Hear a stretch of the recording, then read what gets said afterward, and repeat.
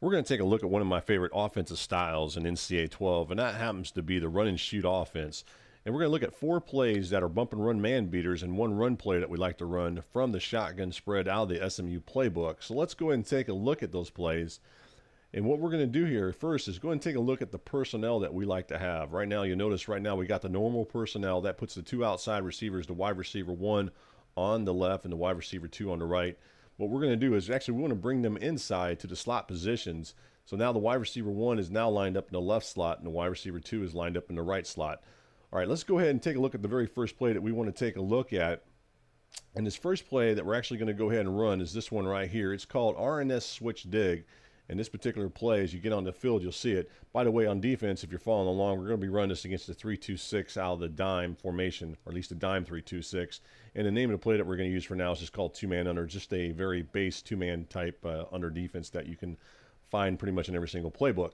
All right, let's go and take a look at this. And you'll notice out there on the left, this left slot is running a wheel route. And what we're going to do to get him open is we're going to use a little bit of motion, such as what we already showed before we actually got into the videos here. So what we're going to do here is we're going to go ahead and hot route this guy, which is the halfback. He'll be our secondary receiver that we look to throw to if for some reason the slot receiver, the left slot receiver, is not open. So we're going to go ahead and put him in motion into this area here, and then we want to go ahead and look for him as he goes back out in that area there and pick up some positive yardage. A pretty nice little play that for the most part should be able to beat most of the bump and run man coverages in the game. Let's go ahead and look at it from instant replay. Let's go ahead and flip it around and just take a look at it. And again, you'll see that we put him in motion towards the right, and what we're trying to do, let's just go ahead and zoom in over here.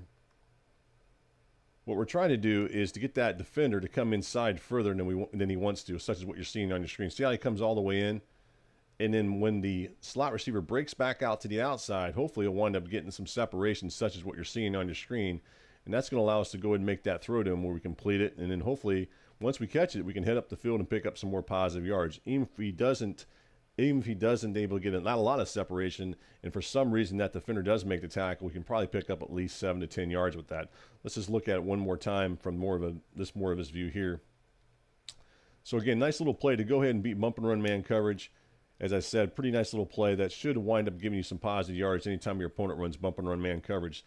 This play is called RNS Switch Dig. It's out of the shotgun spread out of the SMU playbook.